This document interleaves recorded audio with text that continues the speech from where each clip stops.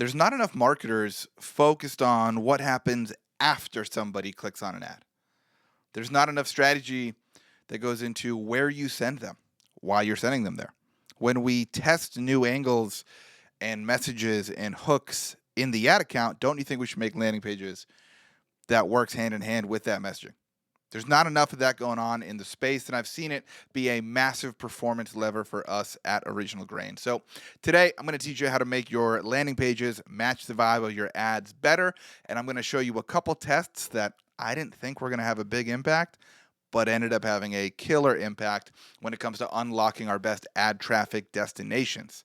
Today's episode of Tactical and Practical is brought to you by Intelligems, our one-stop profit growth shop, where we can test everything from content and images and copy and traffic destinations and prices and offers and anything you want to test on your website. Intelligems can do it all. So go to intelligems.io, let them know I sent you, and you can start making more money today. All right, let's talk about finding the best ad traffic destinations. And I wanted to do an episode on this because it unlocks performance across more than just one ad.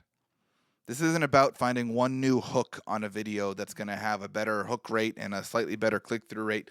This is about increasing the performance of your entire ad account and the entire business. So we've been doing this for a couple of years now, and I wanted to share a couple tests that were crazy surprising to us that I really think you should try out for yourself. We have a campaign in our Facebook ad account that's basically like a brand overview kind of thing. Doesn't talk about any one product, but just kind of gives an overview about the brand, the lifestyle that Original Grain represents. And that has always gone to a landing page that has a bunch of watches on it. But above the watches has our Built for Living copy. You've probably seen me tweet about this copy before. Talks about how, every watch company says their watches are built for life, but we like to take that a step further. Original Grain watches are built for living. They're built for late night conversations over a bottle of whiskey. They're built for every breath of fresh air you take when you're exploring the great outdoors. They're built for adventuring, for carving your own path, and for building yourself a life worth remembering. I've recited that from memory, by the way. I don't even have that in my show notes. But that has been our winning brand overview copy. That has crushed for us for a long time.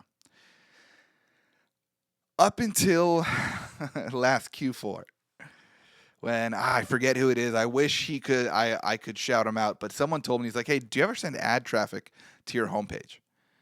And I was like, no, we don't. And he's like, well, your homepage is sick. Try it. So we tested all the traffic from that campaign, sending half to that Built for Living page that's crushed for us for years, half to the homepage, and homepage had a 15% increase in conversion rate and a 5% increase in AOV, bringing us a total of a 22% increase in profit per session, sending Facebook ad traffic to our homepage. If you've been listening to my content for any amount of time, I hope you see and appreciate that I try to make this as simple as I can.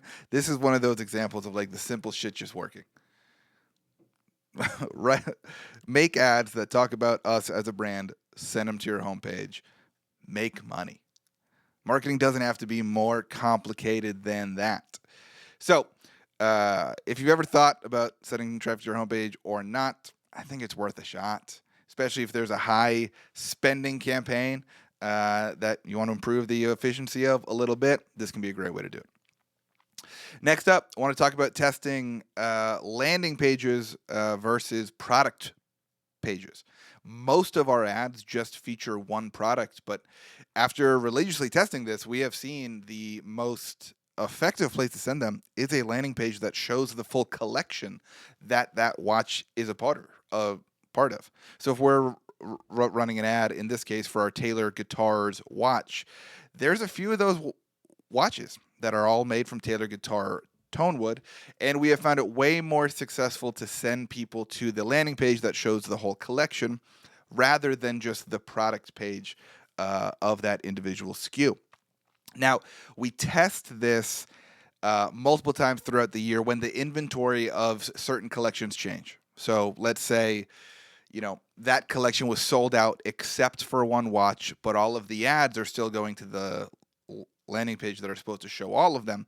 We will test again, be like, now does it make more sense to send traffic just to the PDP versus the landing page? So this can change along with your inventory needs. This can change seasonally.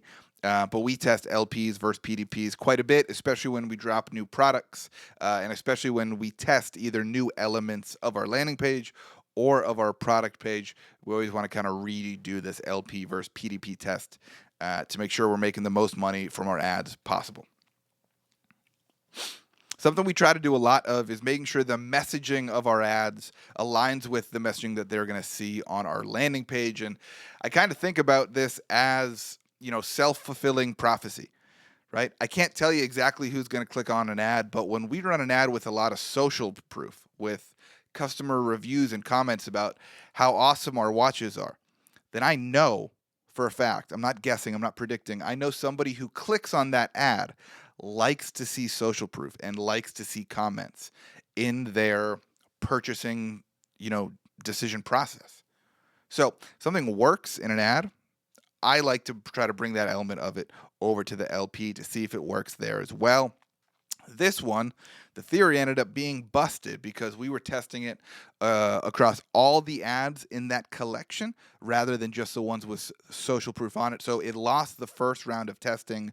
We changed this to just showing it on ads with the social proof, and it won out big. But again, you want to make sure that the vibe of the ad is matching the vibe of the LP. So if you are advertising for a sale, whether it's Christmas or Father's Day or whatever, I'd make sure to at least test sending people to a landing page that mirrors that offer and that message of that ad. If you're running ads talking about, someone buying for themselves and it's not a gifting thing, I would not send them to the Father's Day or the Christmas sale page. I would send them to a page that's more about buying for themselves because they've earned something as awesome as your product is. So that was kind of the theory behind this test. We did it in two phases. Lost the first one, won the second one big. Next up, we've done a lot of testing about how many of our products we should show on different pages and how we should build collections of products that are going to extract the most revenue. So this is actually two separate tests here where we threw a lot more watches at something and actually combined a couple of collections, which didn't work, as you can see here. And then this one where we narrowed the collections down, and during our gift giving season, it was actually better to show fewer watches on this landing page rather than the full collection. So this episode is going to be a quick hitter, but what I want you to see here is the massive increases we are seeing in performance just by testing existing pages on our website. This stuff doesn't take a massive amount of development.